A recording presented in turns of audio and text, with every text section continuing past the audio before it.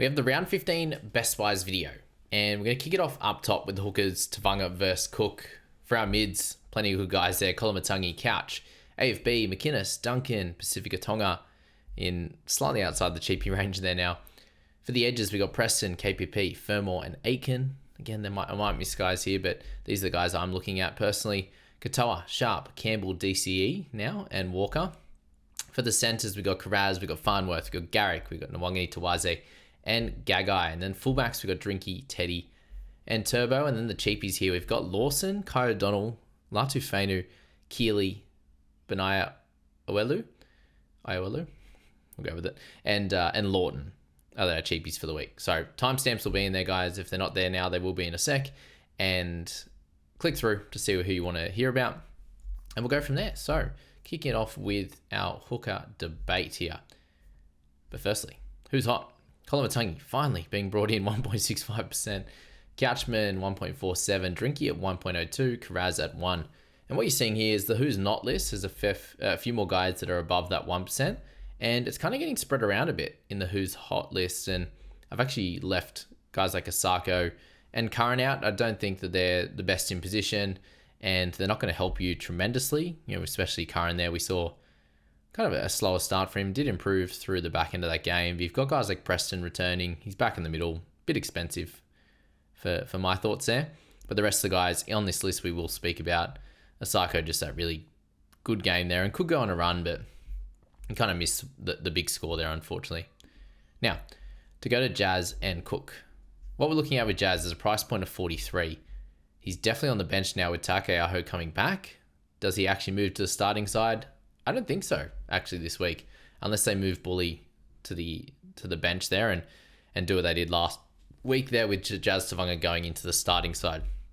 I still think he scores pretty well.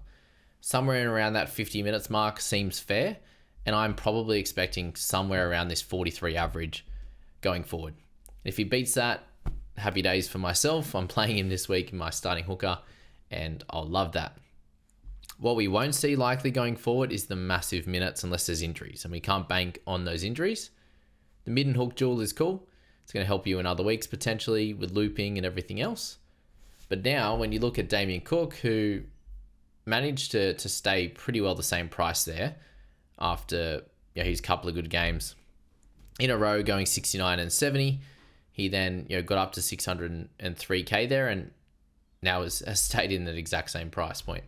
The break even still not very high given those two big scores.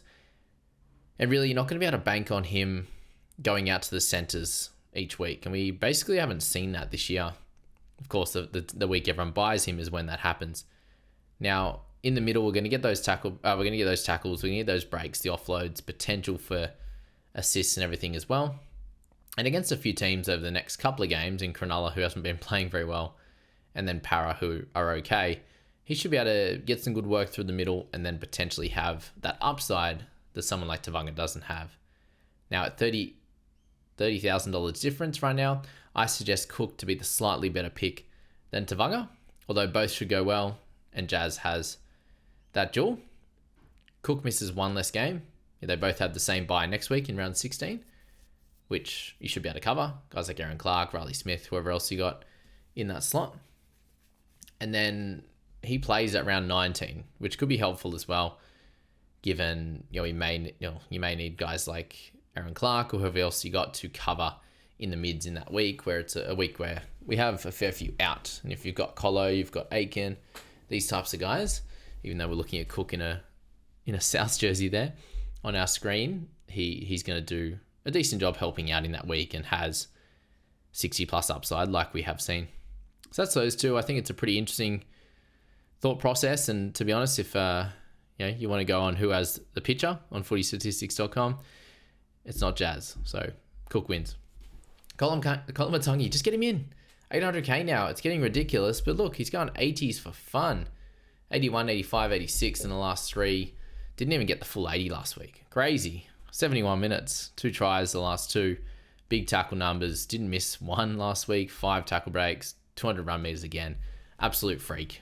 Get him in your side. Probably put the captaincy on him as well. Although there are other options that have a decent upside as well. So Kolo, short and sweet on him. Just get him in your side. Now, Couch, it's not a must by any stretch, but I have him as the second best mid this week, and that should be good enough to get him in your side. With mid and edge dual only missing the one more week for the rest of the season in next week, should play good minutes until Sewer comes back. We'll then go to the middle and get good minutes.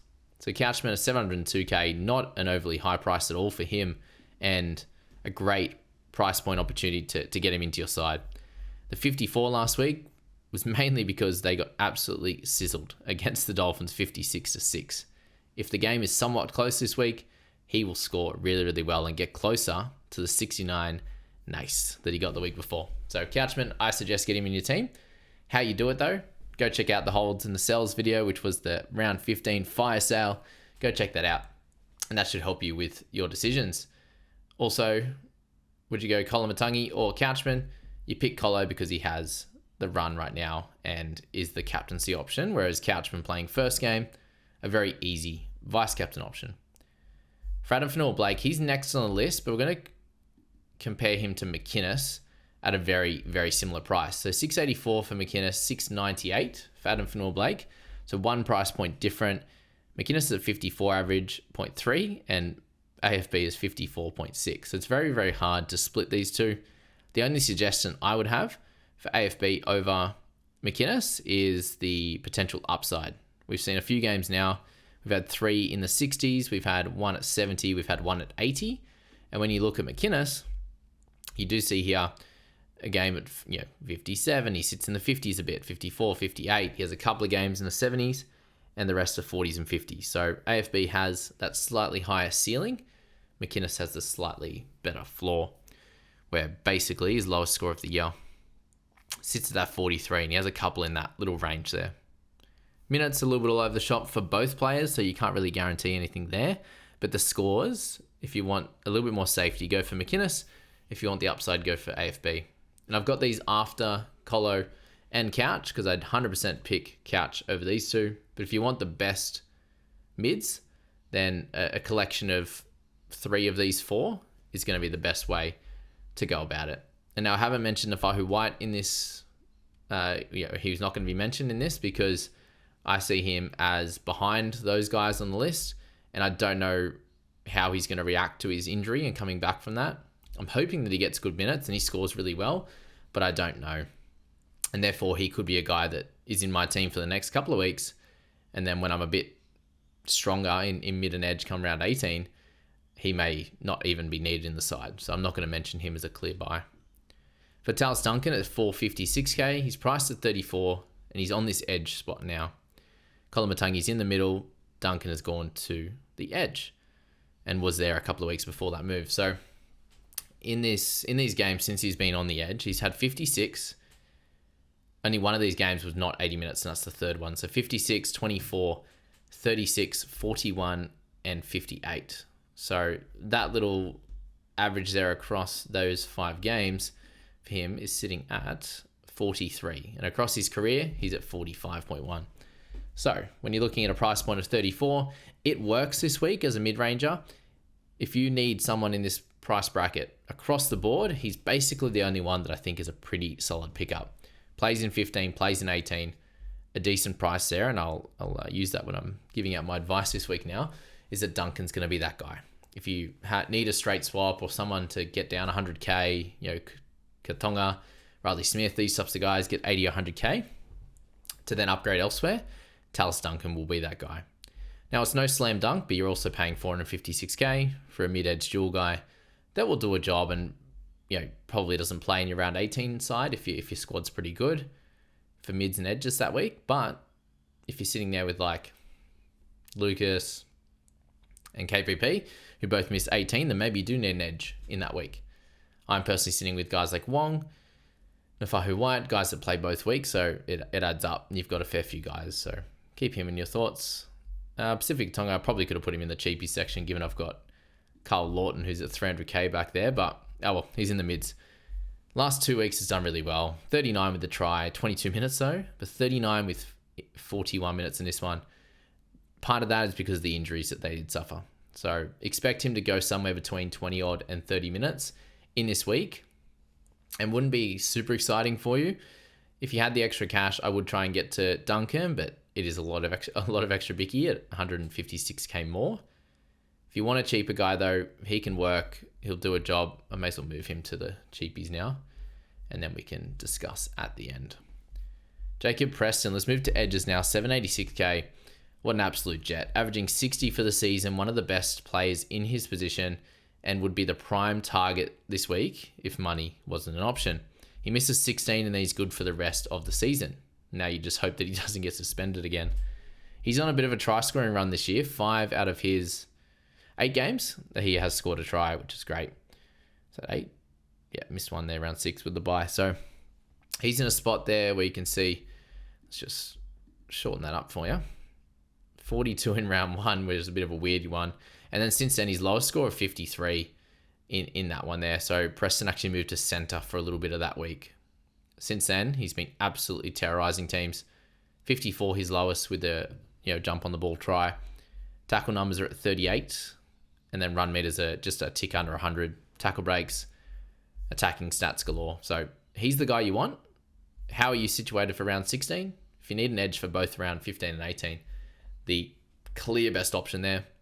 And then you go down the list a little bit to guys like Aitken and everyone else who we'll speak about in a sec. But Preston, I can't speak higher of him. And if you want to jump on someone that plays both weeks, then he is the guy. Next on the list, we will go for Aitken, just because he plays both of the weeks there. At 675k, he's priced at 50 now, which is a little bit annoying for those that haven't bought yet. But you can see there the quality that he possesses when he plays second row. And now this year it's 55, 60, 72, 55 and 60. And in that 55 in round 13, he actually played a decent amount of that at centre as well, which just shows what he can do with ball in hand, getting a tackle break and just making 40 plus tackles. He's in everything. He's super fit and should be a 55 guy this year. Buying at 50, plays 15 and 18. If you don't have the extra 100k, I still suggest him as a good option. Misses a game later in the season, the second to last round, but he plays next week compared to Preston. So that's where you need to look at weeks like this in that one. All right, we can delete Mr. Ewan Aitken. Kaipi's Paul, 718. He misses 18. He misses 22 as well. But what we've seen from him is just evolution this year. 65 into 80. I'm really jealous not owning him right now. He hasn't scored under 50 since the last time he had a sin bin. Was that right? Oh, no, he got a sin bin in 58. Just a 45 in a game that was gross against the Titans, I remember. Yeah, they ended up losing that. That was that comeback week where it was just a disgusting game. So when Kai's basically been their best player outside of like Fletcher Sharpe this year, and you can only continue expecting good things. And some reason is still priced at 53 with that average just keeps going up. So he's the guy to buy that's still not a crazy price that you can hold all year and do an awesome job. But be aware of those two buys. Both Fermor at 703k didn't make Origin, and now it doesn't matter because even if he does make it in round 18, he would miss that week anyway with a bye, and he would likely just play limited minutes anyway. So at 703k, he has dropped down a little bit from the big heights that he got to after the couple of big scores there, 109 into the 68. But he's settled into just under a 50 average over the last few. And now with players like Fermor, we've got guys like Lucas that we've already got in our sides, and that's why I haven't mentioned him here. You've got Herbie as a good gun to have in the centre position as well. Definitely. But Fermor is going to be still high on that list across the centre position, definitely, but also the edge. He's that little bit below where these guys are at. Does miss 18, but that's the only one he misses. The consistency is going to be there if you want to get him in the centres. But it's more like one of those guys, I think, that if you're holding, happy days, and you can buy, but it's not like a slam dunk type of pick. Unless you think the Titans can play pretty well. And in that case, like you saw here, he was like the only dominant force in that smashing against the Cows. And then, I suppose I'm talking out of a ring here because the two best scores of the year and then the Dogs one, they're all come with lots of points in the game, but they got smashed. So I'll stop talking now and move on. Isaiah Katoa at 772. He's the best half. It's not even close for this period. Cleary's going to miss likely a couple of games there, 15, 16 and 18, whereas Isaiah's going to miss 18 and 21. But you can cover 21 very, very easily because you'll have Cleary and other options in half with JC or Sharpe to move up for that week, whatever else. But he's averaging 58 now, and it's just getting better and better. Since round 9 there, it's just been absolutely clear that his lowest score is 55 in the wet against a good team in the Dogs, and his second lowest score is 62, then he's got 67, 70, and 76. So if you have the cash, he's a terrific pick this week. Still somewhat low ownership, 28.7% in the top 5K. Isaiah Katoa, get him in your team if you can.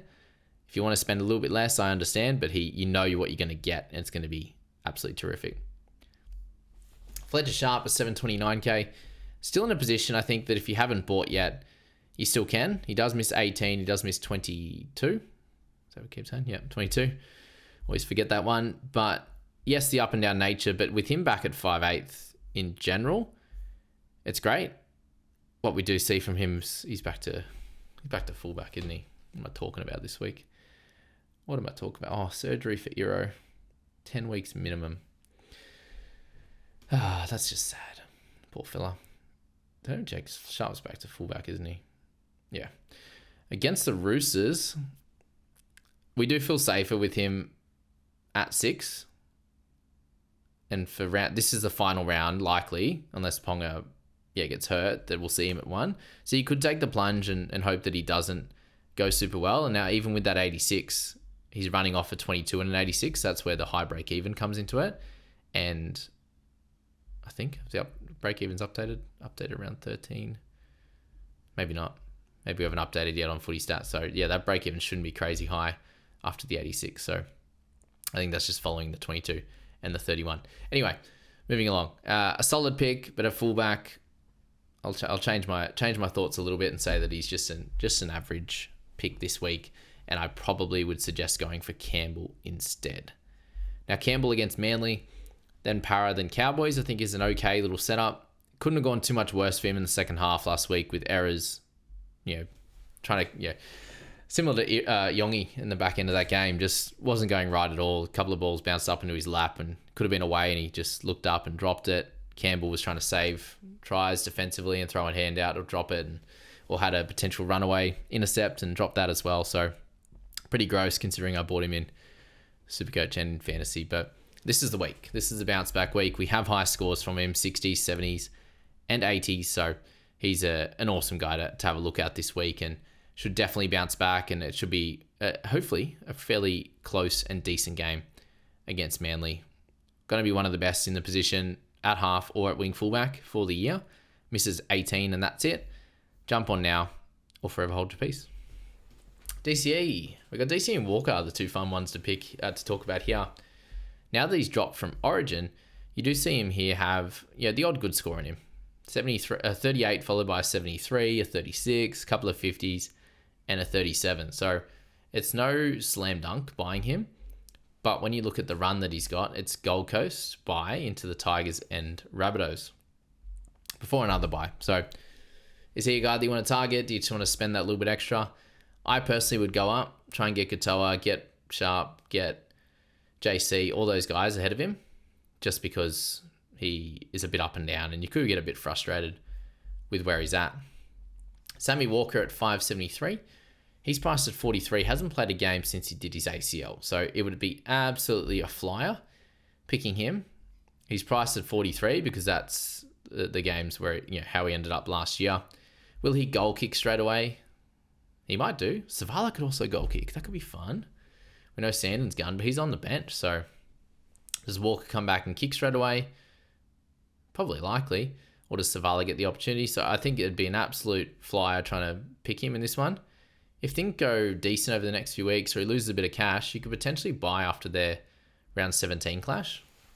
But by that point, against the Tigers and Dragons there, you might be buying a Jerome Hughes anyway.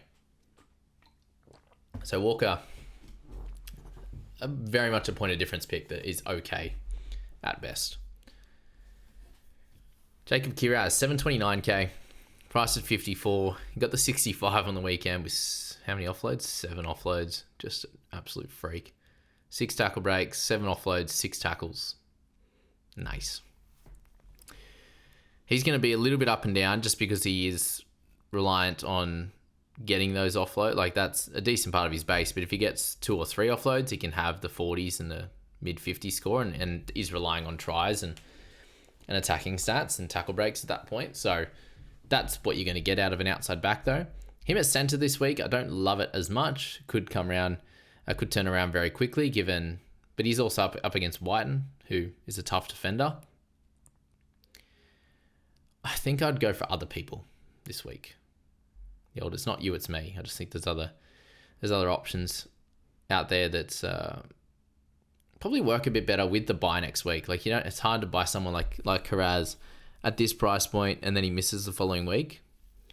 Whereas guys like Drinky are cheaper that play each of these weeks. You could go for someone that misses 18.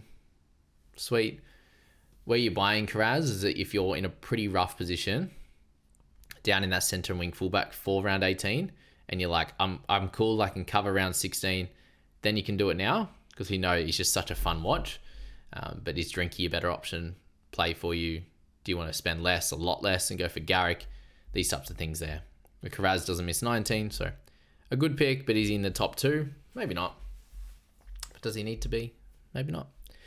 Could just fit your plans better than the other guys. Whereas, Farnworth we want to buy, definitely, but misses 18, which makes it tough, and misses 21 as well. But we know that his scoring is much more consistent. He, I suppose recently has been not relying on tries, but it's been helping him out get to the high 60s and 70.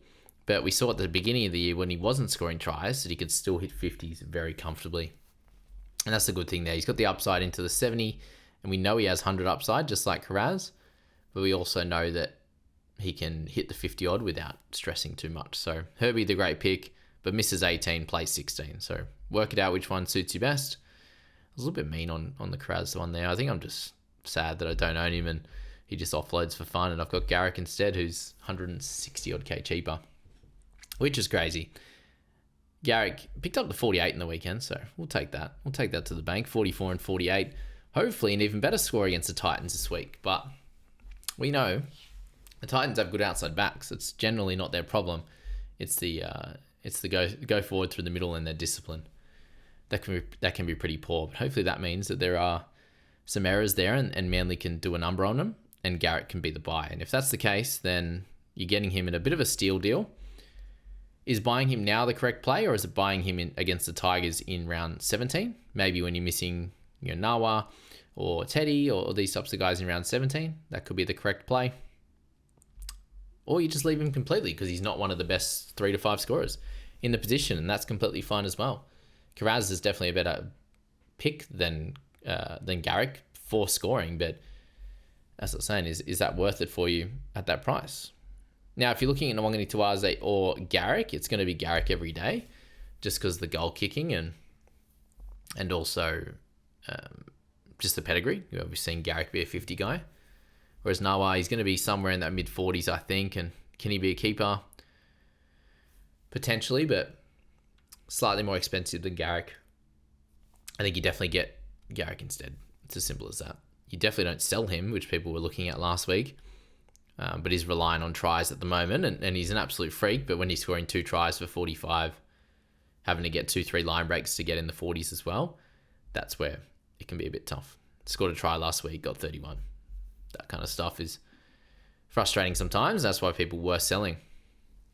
Now for Gags at 577, it's still not a crazy price. He's priced at 43. The last few weeks especially has been great. 58, 49, and 71. He could keep that up. He still hasn't scored a try in that time. He has been kicking goals, which he will again this week, and he will for this period of time, I think. Even with Ponga playing last week, he still kicked the goals, so maybe he keeps it. He's not kicking them too poorly either, so a fun pick for the next bit of time. Has okay matchups, but generally fairly tough there against the Roosters, the Dolphins, and Canberra. So a fine pick. Could you go elsewhere? Yes, definitely. If you own him, great. Just keep holding. Now for Drinkwater at 646, before we get into our cheapies very shortly, he priced at 48, averaging 50.7, so you get that little bit of value there off the bat, and was able to score well against some solid teams. Storm 56 last week. He looked great. He looked everywhere. They have an okay run. That Melbourne one will actually be a bit more fun with their Origin guys out. But Dolphins, Roosters, Titans is fine. But what you're excited about is the clear run that they have all the way through to round 27 when he misses it. So that's where I have him as a slightly better buy than Kiraz because he's 80k less expensive and will be very helpful to a lot of sides. So shout out to Drinky. I'll get you eventually, son. I think I might be grabbing him in Dream Team this week. So I'm adding to it. Supercoach and Dream Team. Can't do it yet, I think, in fantasy, given I think Teddy might just have the jump on him, which we'll get into in a sec. But he is in that top 3 to 5 and at a good price at wing fullback. So Teddy at 721. I just think he has a little bit more upside. He has more pedigree than Drinky, and the run here is really nice. It's Newcastle Cowboys into the bye, when you can hopefully cover it, into Tigers, Dragons, and the Cronulla Sharks, who are struggling. So we know that Teddy can be awesome. He's got, in the last 5 games for him, a 70 and 85 and a 69 with a 43 and a 51. So really, really good form he's moving into in that 5-game stretch. He's had 4 tries and 5 line breaks. It's not, 5 try assists with 6 line breaks. So he's doing some good work there, definitely. But that is his game. Tackle breaks are up, run meters are there. It's been a fun little ride. So getting him priced at 54, averaging that, it's no discount, but I think he can easily average 60 for the rest of the year if he stays fit. Whereas Drinky, I think he's probably still has that low game in him and sits in the low 50s. So that's my little punt, but you are paying that little bit extra for it. And they both missed 1 game through the rest of the season. Turbo. 403k for him. Can you take the plunge? At the price point, I think you can. If you need someone in this mid-range, spoke about Duncan earlier in mid and edge. If you need a wing fullback at the cheap price, you don't want to go right to a cheapie, then Turbo at 403 is pretty close to that cheapie status there. We've seen some up and down games from him. He got 40 with a few offloads the other day before the 2 weeks off. Has a couple of 20s, has an 8, has a 2, and has a 56 in amongst 240. So definitely rocks and diamonds, but it is Titans this week. He's got Tigers following the bye. So it's a punt that I think you can take, and hopefully it pays off. Now for the cheapies, we've got a center, we've got an edge, we've got a half, we've got another edge, we've got a mid, we've got a hooker, and we've got a hooker and an edge. So basically all missing is a wing fullback, I believe. And one of them doesn't play this week. So Lawson, 263. He actually ended up at 20 last week. I didn't realize that. Got a bit of a bump over, must have been on Tuesday morning. Anyway, still end up with 3 tackle breaks, 105 meters. So it can't really get much worse for him. So if you are looking at someone cheap this week, I think he can be okay. At 263, you're not paying through the nose for it. If you want to just lock him in as a starter, if you want to just get a cheapie to facilitate other moves, he didn't lose his spot this week. Hopefully he can keep it for following weeks. And if that's the case, you don't need him next week. He'll do a job. Kai O'Donnell. Played a heap of games at the start of the year. Last week, he just played the 17 minutes for 5 points, which was beautiful. But when you saw him play second row, they've got Bateman out and Jeremiah and I. McIntyre has moved into the edge as well. And I think McIntyre will go back to the middle when Bateman does return. So for Kai, I think he plays that second row spot, probably decent minutes with Jeremiah and I going to be out in round 15 and 18. So he's someone at a cheap price at 249 that could definitely do a job for you and your side. I don't mind him as an option, as a cheapie. You're only needing him potentially this week in round 18. Do you actually want to play him in your side? Probably not. But is a cheapie that will do a job in those 2 weeks that you may need him. And maybe if Nanai doesn't back up next week, then he can do a job then too, if needed. Now, Fainu, Latu Fainu that is, I think he has the best opportunity to score some decent points. And I was really happy with the role off the bench. And there's a very decent chance that he moves into the 6 or the 7 position. Now, last time he played halfback, he got 11. So that wasn't great. So maybe the role off the bench, making tackles and running the footy, is his better play. So either way, I think he's a solid pickup after seeing that. If you don't need him this week, and you want him as your cash down, then that works out. Won't be perfect, but shouldn't be a disaster either. And none of these guys are perfect, guys. None of them are going to be clear cash cows. It's just more a cash down that can help you for a few weeks if you haven't overloaded in cash downs. Basically, if you don't have 2 or 3 already, then that's fine. Like in my situation, I've just got the 1 cheapie in King Tonga. I could go for one of these guys and generally be okay over the next few weeks. Or in Keeley, my boy in the preseason, he hasn't played super well, hasn't had too much of an opportunity. But in round 12, he got 37 in 48 minutes. That was much better.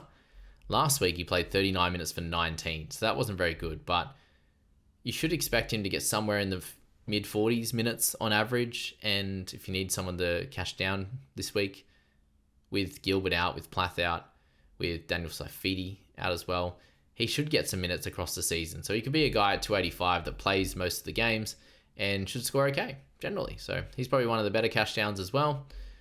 Pasifiki-Tonga we did speak about, but yeah, just slot him in here. How does he work in your side? Do you need a mid? That's your question to answer. And then Benaya. With this one, he's played 19 minutes last week with Watson there. And then he had 30 for him in 40 minutes. So he's someone that could do a job this week. And if you need a hooker, you don't want to pay through the nose. You know, Zach Docker-Clay didn't work out a couple of weeks ago. Benaya's taken over. Does it switch back in round 18? Does Sanders Smith play 9? We don't know. But he could definitely do a job and be okay if you want a cheap hooker this week. 248k. And then to finish it there, Carl Lawton. He's going to play 9 this week. We've seen him in that role do okay, 30s and 40s. If he plays 9 both in round 15 and 18, he could do a job, but at 336k, it's not super exciting. The price is a little bit high. We'll see what happens with it. And we'll leave it there. Thanks so much, guys. It's been a pretty short week, so we won't go crazy on the length of video here. That's the best buys. Let me know if that helped you with the format. I'll get the timestamps up, as I said. I'm going to go and get those timestamps done properly for holds and sells as it just posted. So I'll go do that. Go check out all the videos for the week. We'll get a little bit of one up with helping out the private group teams, and then my general thoughts on trades and strategy, the video following that. Good luck this week, guys. I hope it's been a fun one. Thankfully, a short one from my side. We want that bounce back. We'll see how you go this week. I hope you go well.